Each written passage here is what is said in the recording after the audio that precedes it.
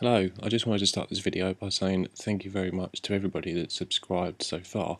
I've been really pleasantly surprised by how many of you are interested in what I'm doing, and I've really enjoyed engaging with some of you. So yeah, I just want to say thank you very much, and I hope you enjoy the rest of the videos that I put up.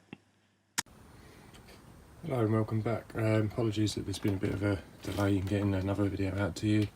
As I did put a quick short update last week, I think it was, whenever I upload this one, but I've had a bit to do more with the new year and work and things, but progress has been slow, but now I'm trying to make a bit more, so I thought I'd just give you a bit of an update. So where I left you last week was when I was putting in this foam riser for a bit of an incline and some variation, and I had some problems over there which I have now changed. I decided so it was just better to rip it up and put a new one down. As somebody mentioned as well, you know, having the incline starting too close to a point or even a connection in track it's just not going to help the angle. So that's what I did. I ripped it up and I put a new one in, and it's a lot better, and I'm much more happy with it. I'm very glad that I did it that way. So I'll sort of talk through what I did with that. So obviously it started here before, literally right on this joint. So I knew I needed to push it further back, and I've used 3% incline set from Woodland Scenics. 3% being sort of pretty much the highest that I've sort of found from my research would work. But then obviously I didn't want the incline starting to join, so this is just one solid piece of flexi track, and it still sort of starts halfway, which makes the incline a lot better in terms of the transition. So yeah, I'm a lot happier with that. The new sets of the incline starter sets start a little bit thicker. The older one seemed to go right down to almost as thin as paper. So I trimmed off the other side to make it the same sort of thickness. But I think with the foam, the cork, it's been quite good to actually have that rather than starting it at the paper thin level than it was. So this, I think it's about 1 mil thick there. I haven't measured it, but the transition is a lot better there. As you can see, it goes up and round. I've yet to put the track down, and then it goes all the way around into this bit here, and again the transition is a lot better. I'm a lot happy with that, and I think it should cause me less problems. And again, you can see that there's no join there, so I'm very glad I did it. It was a waste of one set, I suppose, but that was 10 quid, so it's not the end of the world. And ripping it up was not really a problem either, to be honest. And I thought, oh god, I'm going to splinter the wood, because I'd used this Gorilla Glue to put it down, which I'll touch on in a minute, and it's going to be, you know, loads of foam stuck everywhere. But simple paint scraper, and it was very, very easy to come off. It was obviously stuck rigid, which is what you want the glue to do, but I didn't damage the wood underneath at all. You can see there's no sort of splintering or anything. I mean, I know you can't see underneath, but it was yeah, come up fairly easily. So I was very happy with that and very lucky. In fact, actually, you can see here where I took up the old one, you've got a little bit of foam left, but that is completely flat. I could probably take a bit more up, but it hasn't damaged the wood at all. So very happy with that, and that was my biggest fear about doing it. But a bit of patience, taking your time with it, and a paint scraper, and that came up quite easily. So I'd recommend Gorilla Glue, because it keeps it locked rigid. You know, it's not going anywhere, even if I really try. You know, but then that's it comes up easy enough if you make a mistake as well. So I would recommend Gorilla Glue.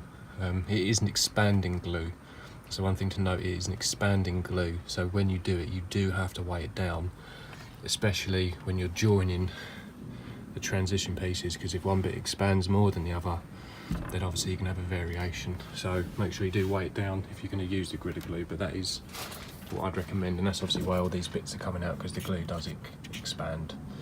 But I've been quite good with it. As you can see, there's a transition there, and it hasn't, you know, expanded too much at all. So yeah, weigh it down.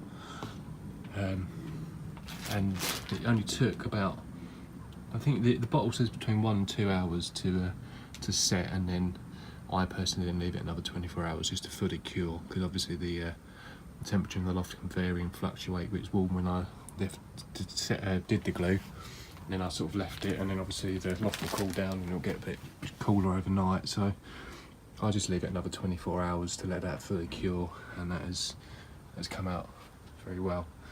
Then you'll also notice I've put a layer of cork on the top. It's not perfect, it doesn't need to be, because all this is for so that when I lay the track down, there's not these holes, because underneath there is literally just the gap. So if you was just to, in fact, if I try and find,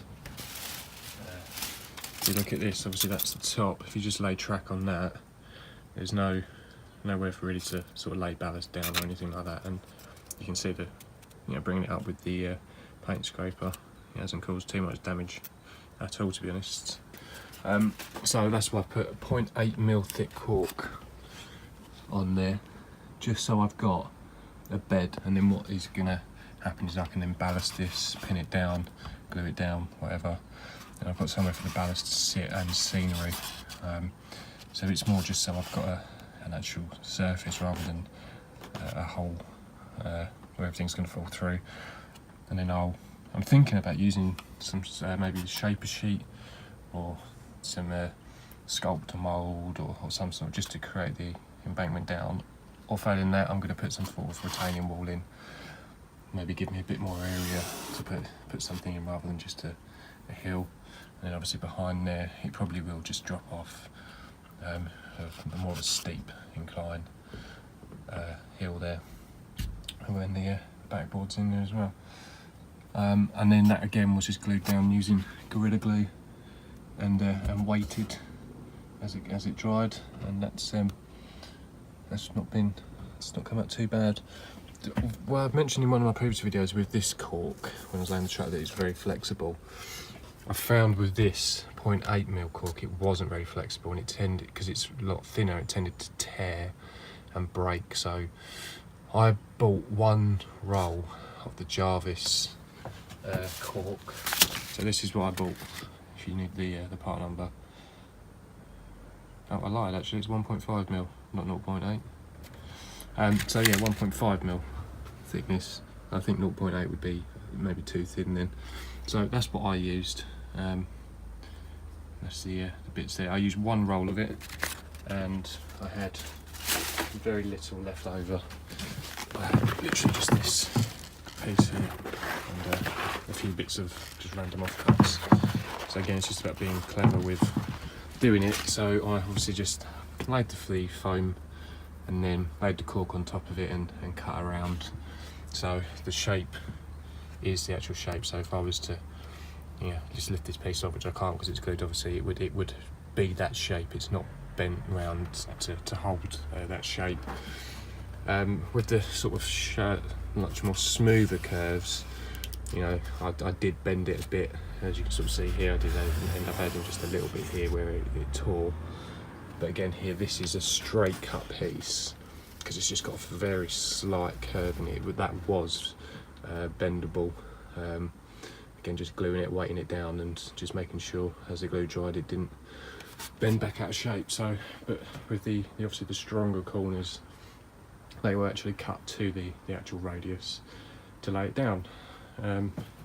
So overall, a bit of effort and a bit of time, but I am a lot happier with the final result of that. Obviously all I've got to do now is lay the last bit of track, excuse me, connect that up, and then I will have a fully completed track plan, and I'll be ready to start the next bit. The other thing I was thinking with this area here again, because it is only just tacked down, it's very easy to sort of move and change, is about, obviously I was thinking maybe about putting some form of single or twin engine shed at the end there, or at least having the ability to if I choose to, so I might push that further in the baseboard, so further away from the edge, so it's not so close, and then maybe put some form of service road down here or something. I don't know, but obviously there's a lot of space there, so I've got the option to, so I might end up pushing that further back, but it's something I can do at a later date, but it's just something I'm thinking about. The other thing I've done are these for the platform. Now when I was planning it, I used the pieces in the library to get the distance between these two lines, because I searched everywhere on the internet to find out what should be the thickness of a platform, because obviously a platform's going to be in here and in here, and obviously here is just the two lines together, and that should be ballast in between there, so it'll be a platform there and there. And the thickness, I couldn't find anywhere on the internet like where or what standard thickness is, or what the standard measurements are. So I used set pieces in the track planning software and used those measurements, because I wasn't sure what basis I was going to use for my platform, whether I was going to get like a card kit or do one of these, or scratch build or something. So I picked these up for £6.75, and these are the edges for £3.75. I don't know if you can actually see that, just to sort of trial the widths, and you can see there, albeit in the packaging, it's pretty much a decent width. It gives me a bit of an edge for the platform and the line there and there. So what I've decided is I'm going to try this out, build that, and if I'm happy with how it fits in there, then I'll probably end up using this system. But no, I've at least not, if I decide I don't like the look of it for the sake of being less than a tenner, it's maybe something I can use in the future or something, but I thought it's a good place to start. And obviously it's, it doesn't have to be, but it's Pico and it matches the Pico track, so I'm hoping it'll be, at least compatible in some way. But then it'll give me, at the very least, some measurements if I end up scratch building or something I can use as some form of template or something like that. So I worked out the cost of it. I'd need, because you get two pieces in there, so let's just say roughly you've got a corner piece or an end piece there, just for now roughly, and you've got one there, two there, 3, 4, 5, maybe 6, and then another edge piece there, so, and then 2 here, so that's 6, 7, so one more pack is 2, so let's say 8, so I need maybe 3 more packs of those, and then just 1 more pack of those. So it's going to cost me, to do the whole platform system, less than 30 quid for all those bits, and it comes with the you can either have it in brick or stone edging, and in there's you can't really see it, but there's stickers basically which you put on the side of the platform to give it the stone or brick edging, and I went for brick, just because that's what I like, prefer the look of it. So I might try that, and then compare the cost of maybe a card kit, and see which looks more effective and is more cost effective. So that's another thing I've been thinking about, but it is sort of lower down on the to-do list, as I've got obviously other bits to do. But yeah, so what I'm going to do now is finish laying the track, and then hopefully I will have a fully completed circuit. And then I'm going to, obviously where it's not powered, I'm just going to get some coaches, just run them round by hand, and just make sure there's no obvious deformities or kinks in the track, and make sure everything goes over the points properly, and sort of test it by hand. And then if I'm sort of happy with the positioning, then I'm going to start wiring. So the last thing I thought to mention there was I've started putting in all the cosmetic sleepers, which has made a massive difference compared to what it looked like before with all the obvious gaps. The cosmetic sleepers do make quite a massive difference. Again, I've only started, I haven't finished. You can see compared to there, just even a simple thing of around the the connections where you can visibly see it compared to this area, which I have done. It does look like one continuous piece of track, which is obviously what you're looking for. So it does make a massive difference. And all that is doing is grabbing, your used cut-off sleepers when you're using your flexi track, and then you want to shave off these top bits here. Excuse the shaky hands. And then you literally just slide it under the track in place. Obviously these are sort of, you need to cut these sort of lips off so that it sits flush under the track. But yeah, that is one thing I do highly recommend doing, and it is very satisfying once you've done it. So yeah, cosmetic sleeper is very simple. Just cut the bits off which hold it to the track normally, and then slide it underneath. And what I've done is I've just put a little bit of tacky glue in. You don't have to, I just chose to put a bit of tacky glue in just to hold them in place, and then obviously once you ballast it and glue the ballast, it will all sit in place anyway, but it's more for, I wanted the cosmetic sleepers in and didn't want them getting knocked or moved around, and when you do put the ballast and glue in, they might move ever so slightly and then dry in a wonky position. So I just used a bit of tacky glue and just hold them in place, and it's worked for me great. So that's the other thing, is cosmetic sleepers is a massive improvement. Okay, so I've finished laying the track on the last bit there, and I've put a load of glue down. I've put neat PVA just all over the cork, and then laid the track on top of that, and I'm literally just weighing it down now so that it can dry. As you can see there, it's just neat PVA underneath the track, and that should dry in place.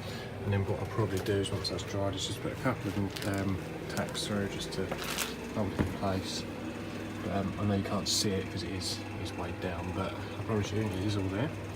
And then when that is all dry, I have a complete track. I have just grabbed one of my, I think it's a Mark II coach, just run it around all the track, just tested all the points and just give a bit of natural momentum, just make sure they flowed over the points without sort of any errors, and around all the curves as well. And no problems at all, they sort of follow through, so I know that my geometry is all good. So it is all finished. The last thing I've got to do is I just shoved these random 2 bits of flexi track on just so I knew roughly what was coming for these points, but I've now just got to put in some permanent bits where I want them. And I've also tested out this, and the lengths of these tracks are the right lengths for basically a loco to come along. So here, head shunt into there, and then change the points and come back out, so it can basically go around its load. So the idea is it'll bring a load of wagons in here, disconnect, go up the head shunt, change points, and be able to go around itself, and then come back and then maybe push it back towards the head shunt, or leave it there and the cranes will unload it, and vice versa. We've got a loco coming in here, it can go around itself, and vice versa. There is a head shunt here if there's say any shunters that need storing, or if they don't need to run around, they can drag further forwards, because obviously the point there is a bit further back, so it just gives me a little bit more length on the actual siding. I tested all of that and that works. So I'm going to now go through this.